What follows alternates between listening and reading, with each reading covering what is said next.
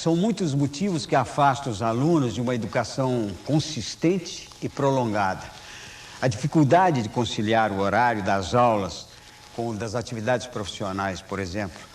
O cansaço depois da jornada de trabalho, o medo, a vergonha e o preconceito são desafios enfrentados pelos projetos de alfabetização para jovens e adultos. Enfim, para falar da luta diária dos movimentos de educação de jovens e adultos, nós convidamos a professora Ana Paula Abreu. Ana Paula, se pode vincular analfabetismo com desigualdade social? Bom, o próprio analfabetismo já é uma desigualdade social, porque grande parte da população não teve acesso à leitura e à escrita. Então, se nós pensarmos o analfabetismo e desigualdade social, não tem como desvincular um do outro. Se chegarmos em sala de aula e perguntarmos para os alunos, adultos, jovens e adultos, o porquê deles não terem se alfabetizado quando criança, a grande parte deles vai estar respondendo que foi a necessidade de estar contribuindo para a renda familiar, de estar se inserindo no mercado de trabalho. Então, a própria educação é um direito que foi negado a esses alunos jovens e adultos. E se pensarmos no mundo em que nós vivemos, na sociedade que nós vivemos, é uma sociedade marcada pela cultura letrada. Então, esses alunos acabam sofrendo uma série de interdições. De quem é a tarefa de acabar com o analfabetismo no Brasil? Do Estado. Na medida em que ao Estado cabe o dever de arcar com o direito à educação. Porque esse direito à educação de jovens e adultos, por exemplo, é um direito garantido por lei, só que não concretizado nas políticas públicas de jovens e adultos. Se nós pensarmos, por exemplo, hoje existem várias experiências de jovens e adultos que o poder público não tem conhecimento. Então é necessário que o Ministério da Educação seja o articulador desses programas de educação que estão acontecendo, seja o responsável direto por isso. Qual é o papel dos movimentos sociais na erradicação do analfabetismo? Quando se fala em erradicar o analfabetismo, essa palavra erradicar, ela me lembra doença, ela me lembra praga de lavoura. Então, assim, para mim é uma palavra muito pesada, porque volta novamente o estigma que traz o adulto analfabeto em nossa sociedade. Então, assim, no contexto da educação, os movimentos sociais, eu acho que o papel dos movimentos sociais no contexto da educação é de estar organizando a sociedade no sentido deles lutarem por um direito à educação, lutarem junto ao poder público por esse direito à educação. Quem foi Paulo Freire e por que ele é tão importante? Bom, falar de Paulo Freire em poucas palavras é muito difícil, porque aí nós estamos falando do maior educador brasileiro. Mas o que fica da proposta de Paulo Freire é essa valorização do saber do aluno, é ver esse aluno como sujeito do processo ensino-aprendizagem. E aí ensino-aprendizagem mesmo, porque como dizia o educador Paulo Freire, quem ensina aprende ao ensinar e quem aprende ensina ao aprender. Muitos dos trabalhadores que constroem as cidades no Brasil não sabem ler e escrever. Eles levantam casas, pontes, viadutos, por onde as cidades avançam. A cidade acolhe esses trabalhadores, mas só para trabalhar. Em João Pessoa, Paraíba, o Sindicato dos Trabalhadores da Construção Civil constatou o alto índice de analfabetismo da categoria e pôs a mão na massa. Procurou os professores da Universidade Federal da Paraíba e quebrou barreiras, conscientizando o empresariado da importância do projeto Escola Zé Peão.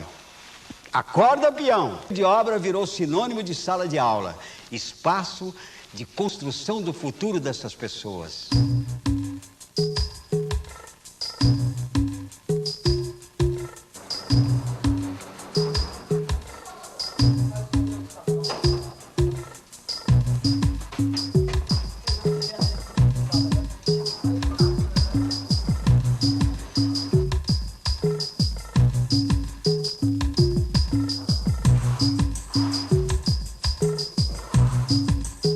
Comecei a trabalhar com 8 anos na agricultura, a gente não tinha chance de estudar.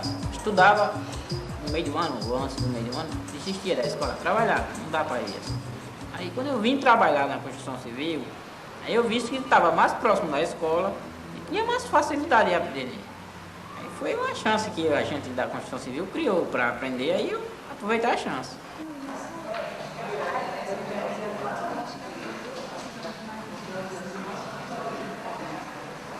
Aprendi a fazer conta. Eu não sabia fazer dividir, nem multiplicar. Eu não sabia. Aí eu, professora, vamos fazer conta. Ela, você gosta? Eu digo, eu gosto. A gente vai trabalhar num apartamento desse, aí vem um projeto. Aí você vai ter que, pelo desenho do projeto, vai ter que fazer os campos todos. Se você não sabe ler, fica difícil.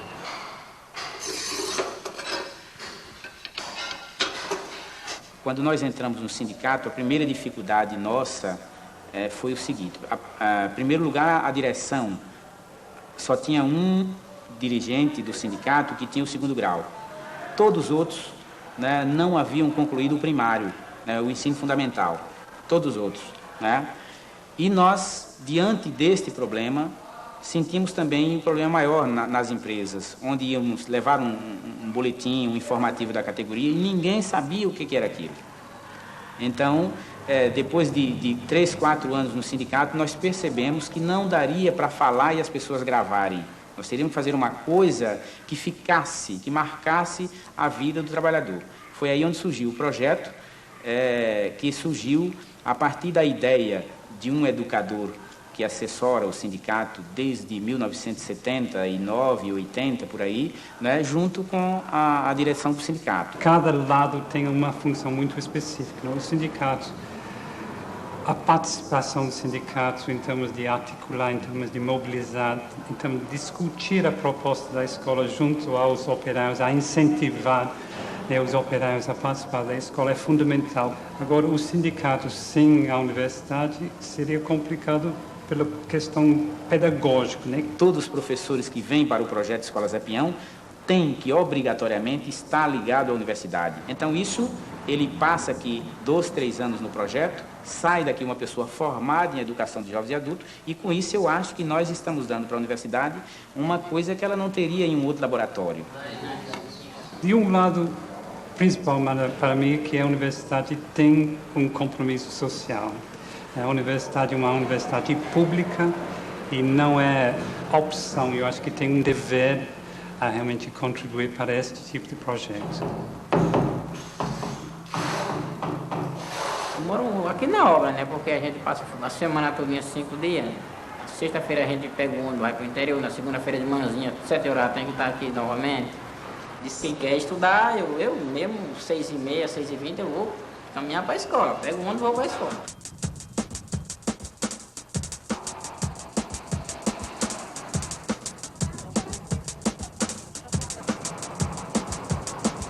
Quem me diz aí um mal que o cigarro pode causar ao ser humano? Câncer, mas câncer é onde? No pulmão. Vamos lá, câncer. Câncer é onde? Pulmão. No pulmão. O Zé Peão, ele trabalha em cima de um método. Esse método, ele é baseado em 3 princípios, que é o de contextualização. Ele busca contextualizar com a vida do aluno. O segundo princípio é de significação operativa, que tem que ter um sentido para o aluno. E também não pode largar, que é o terceiro princípio, a especificidade escolar. O que é que eu quero que vocês façam agora? Que vocês registrem isso aqui que está no quadro e depois a gente conversa mais sobre o assunto. Geralmente, quando a gente vai para uma aula, a gente traz um tema a partir da necessidade do aluno. Não são temas de um livro didático. A necessidade do aluno vão conduzindo os temas. Eu vou pedir para um de vocês ler o que está aqui no quadro. Quais os aos que o cigarro pode causar. Esse é meu 2º ano. O ano passado eu estava em Manaíra. Aí o prédio terminou, teve que fechar. Foi terminado o prédio, entregue aos moradores, então a escola não podia estar mais lá, né? Se esse prédio aqui acaba, se por acaso tem uma sala de aula aqui, aí tem aquele prédio vizinho que não tem sala de aula. A gente vai lá, fala com o pessoal, o sindicato vai lá, fala com o pessoal dali, o engenheiro da obra, aí a gente transfere a escola de uma obra para outra. E é sempre assim. A gente nunca sabe que canteiro vai, né? Porque tem que ter à disposição do canteiro, quanto tempo ele vai ficar, que é necessário que ele tenha pelo menos 1 ano de tempo para ser terminado, porque é 1 ano que a gente fica na escola.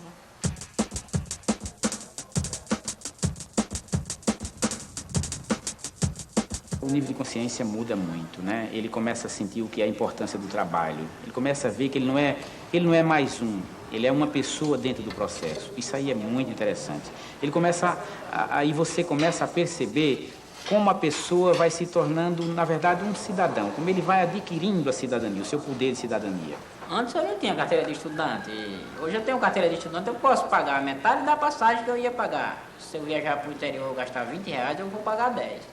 Se eu vou viajar no mundo da cidade, no coletivo, eu vou pagar R$1, então eu vou ter que pagar 50 centavos. Aí beneficia muito, né?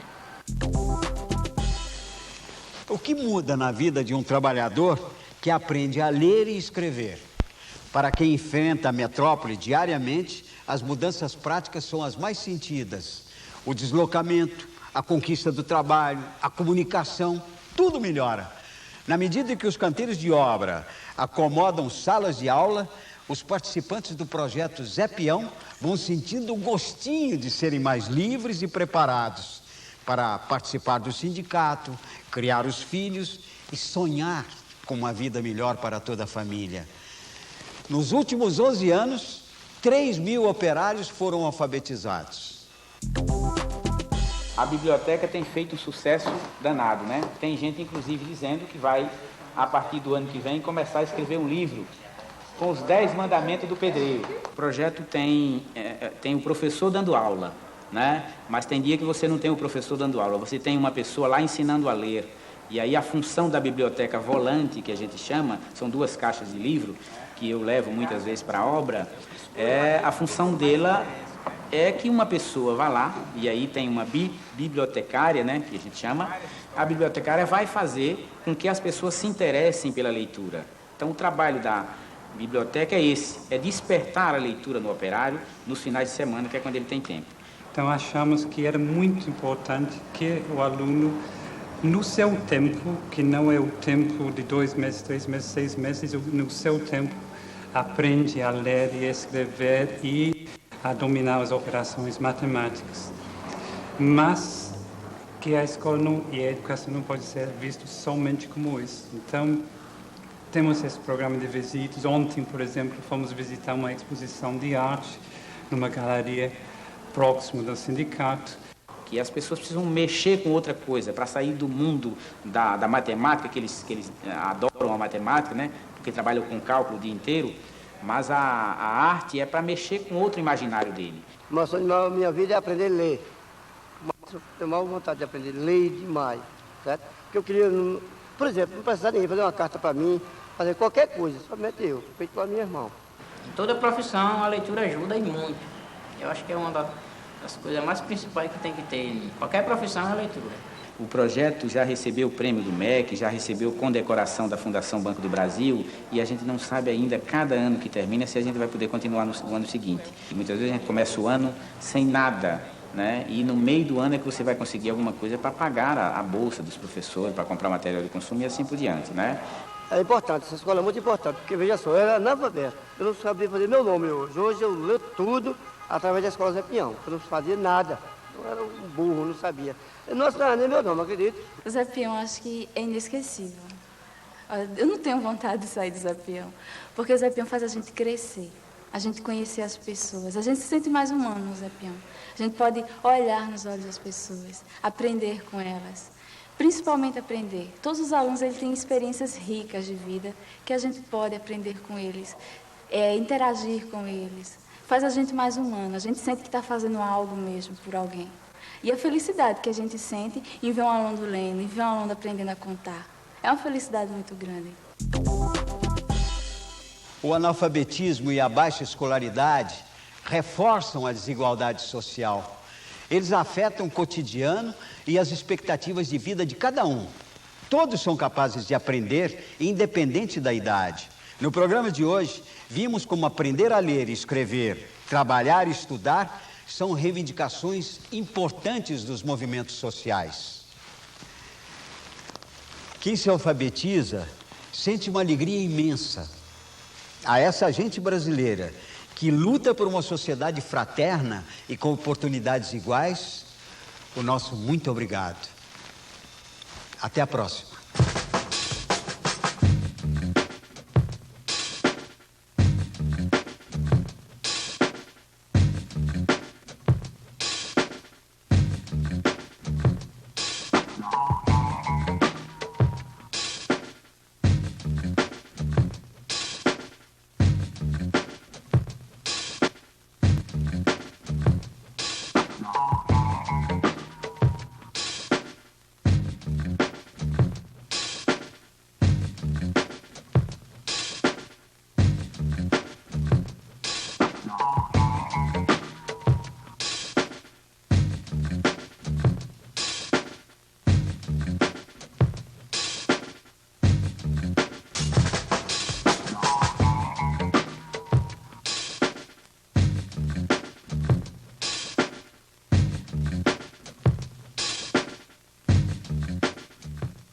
Brava Gente Brasileira tem o apoio da Fundação Banco do Brasil.